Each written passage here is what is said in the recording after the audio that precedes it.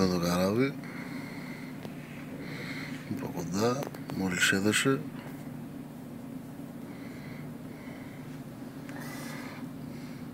Δίπλα αυτοκίνητα, παραπέρα αυτοκίνητα, πούλμαν, κόσμος κτλ. Σαν να μην τρέχει τίποτα, λιμεναρχείο πουθενά, πυροσβεστική πουθενά.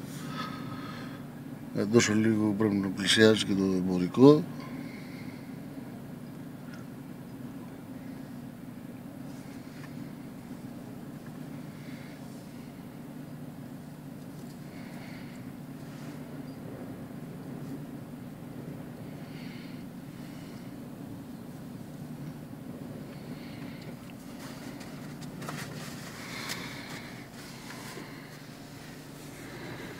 Όπως καταλαβαίνετε είναι το λιμάνι της Τίνο.